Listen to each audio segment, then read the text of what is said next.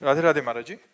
महाराज जी, भगवान पर अटूट विश्वास है और नाम जप भी निरंतर चल रहा है, किंतु जब जीवन में कठिन परिस्थिति आती है तो ईश्वर के ऊपर विश्वास के साथ साथ जीवन समाप्त करने का या सब छोड़कर सिर्फ भगवान की शरण में रहने की आकांक्षा होती है। महाराज जी, ऐसे में इस परिस्थिति में क्या करना? निरंतर नाम चल रहा है, अभी हमें संशय है, क्योंकि निरंतर जब चलने लगेगा तो कुछ स्थिति आ जाती है। हम लोग उसी मार्ग के पथिक है ना, इसलिए एक स्थिति आ जाती है। कोई भी विपत्ति हमें परास्त नहीं कर सकती, कोई भी दुख हमको उदास नहीं कर सकता है, क्योंकि नाम चल रहा है। जब ज्यादा कष्ट होता है तो ज्यादा भजन होता है, शांत। जब ऐसा लगता है शरीर छूट तो नहीं जाएगा तो एकदम भगवदाकार वृत्ति, भगवान आ रहे हैं। तो निरंतर भजन शब्द से हम कह रहे हैं कि इस पर सुधार करो। निरंतर अभी नहीं हो रहा है। जिस दिन अव्यावृत भजनात् अखंड भजन होने लगेगा तो स्थिति आ जाएगी। अटूट विश्वास जब है तो टूट कैसे सकता है? कुछ भी हो, जोई जोई प्यारो करे सोई मोहि भावे। अब कुछ भी हो, अब क्या, जब आपसे प्यार किया फिर हम क्यों किसी से सिकवा करें? भगवान, अब तुम जैसा चाहो वैसा खेलो, जैसा चाहो वैसा विधान करो, मैं उसी में राजी रहूंगा जैसे तुम मुझे रखना चाहते हो। मस्त नाम जब चल रहा है तब ये मस्ती आएगी, नहीं ऐसे नहीं आएगी। नाम जब चल रहा है तो ये मस्ती आएगी, नहीं मस्ती नहीं आ सकती। इतनी विपत्तियां मनुष्य जीवन में, इतना संघर्ष है कि कदम कदम ऐसा लगता है यार अब खुशी हुई, और अगला कदम इतने दुख में पड़ जाता है कि लगता है कैसे निकल पाऊंगा इस दुख से। तो फिर एक सुख का प्रकाश आता है, फिर एक ऐसी समस्या आ जाती है, फिर ये पूरा जीवन चलता रहता है, ये पूरे जीवन। और ये सोचना कि शरीर को मिटा दें, ये कोई समस्या का हल नहीं है। शरीर मिटा देने से एक महापाप बन जाएगा और वो हमारी दुर्गति कर देगा। तो ये जो लोग सोचते हैं कि मैं कर लूं समस्या का समाधान हो गया, बिल्कुल नहीं। भारी समस्या मोल ले ली, आगे तुम्हें परिणाम पता नहीं, इसलिए आप तो कभी कोई निदान है ही नहीं। हमको लड़ना चाहिए, संघर्ष करना चाहिए। हमें चाहे बेइज्जती हो, चाहे अपमान हो, चाहे दुख हो, हमें लड़ना चाहिए, हमें आत्म नहीं करनी चाहिए। आखिरी हद तक मुझे सहना चाहिए। अच्छा, सब छोड़कर भगवान की शरण वो आप हो, क्या वेश बदल लेना भगवान की शरण है? नहीं, इस भूल में मत रहना। क्या स्थान बदल लेना भगवान की शरण है? ये अंदर की बात है। अंदर से भगवान की शरण में हो तो आप महात्मा हो, और बाहर से आप महात्मा का वेश है, और अंदर से रुपया चाहिए, भोजन चाहिए, नाना प्रकार के सांसारिक सुख चाहिए, तो आप विषयी पुरुष हो, आप महात्मा नहीं हो। वो आप पैंट शर्ट में हो, मेहनत से कमाते हो, धर्म से चलते हो, नाम जप करते हो और भगवान का चिंतन कर बढ़िया हो, आप बढ़िया हो। तो हमें लगता है कि ये कोई निदान सोचे कि मैं समस्या का समाधान बाबा जी बन करके, तो मुझे लगता है नहीं। ऐसी ऐसी समस्याएं हैं जिनका केवल निदान भगवान है, दूसरा कोई निदान नहीं। सोचो, साल 2 साल 4 साल 5 साल आप बोल दो कि आप ब्रह्मचर्य से रहो, कोई मनोरंजन नहीं करोगे, आप ये खाओगे, आप ऐसे रहोगे, तो एक एक दिन हम काट सकते हैं कि यार 4.5 साल रह गए, अब 4 साल रह गए, अब 5 साल। पूरी जिंदगी मनोरंजन नहीं कर सकते। पूरी जिंदगी कोई रिश्ता नहीं है, पूरी जिंदगी में किसी भी तरह का कोई सुख नहीं है सांसारिक। आप जरा थोड़ा विचार करके डालिए आप इस बात पर। आप विचार करो, क्या साधु का जीवन है? क्या साधु का जीवन? ना कोई मनोरंजन, ना कोई व्यवहार, ना कोई रिश्ता, ना कोई संबंध। साधु का जीवन ऐसा जीवन नहीं है। बहुत खतरनाक जीवन, बहुत खतरनाक जीवन। ये न सोचो कि बहुत आनंद में जीवन कटता है, बहुत कष्ट में जीवन कटता है सच्ची साधुता के लिए। और जो निकल गया सो मुक्त हो गया, और नहीं फिसल गया तो फिर आओ नया जन्म, फिर साधना करो, फिर भजन करो।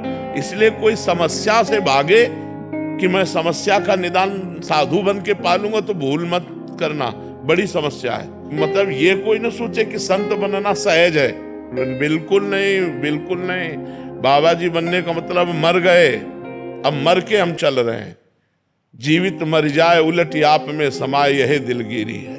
मरा हुआ पुरुष महात्मा होता है, जिसका मन मरा, जिसकी इंद्रियां मरी, जिसकी कुछ नहीं चाहिए, जाहि न चाहिए कबहु कछु तुम संसहज सने।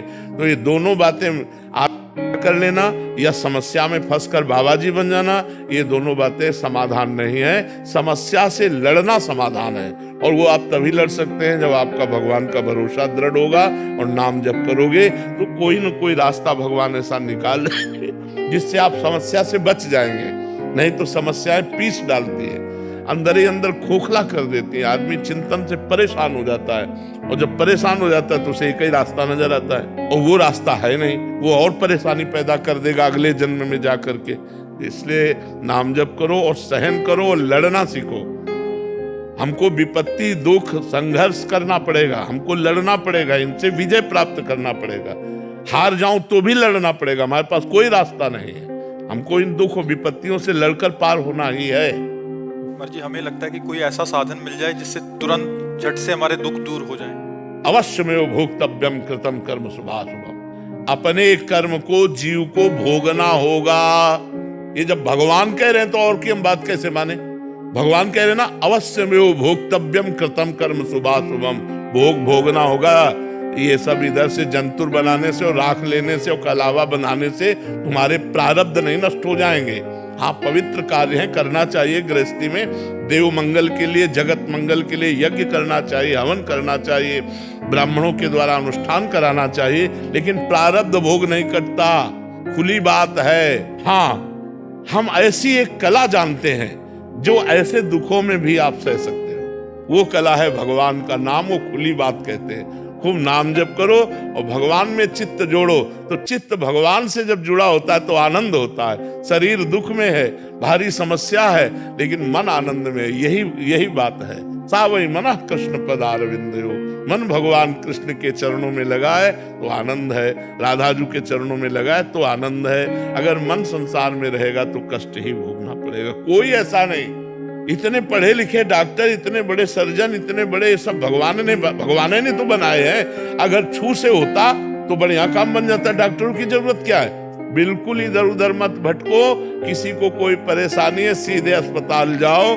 जैसे हम दवा करवा रहे हैं, टेबलेट खाते हैं, डायलिसिस करवाते हैं और भगवान की शरण में पड़े और नाम जप करते हैं। बिल्कुल सीधा रास्ता है। हाँ, कुछ ऐसे मंत्र हैं, यदि सकामता पूर्वक उनका अनुष्ठान किया जाए तो कुछ दर्द को कम कर सकते हैं, समस्या को कम कर सकते हैं, मिटा नहीं सकते, मिटाने की सामर्थ्य नहीं।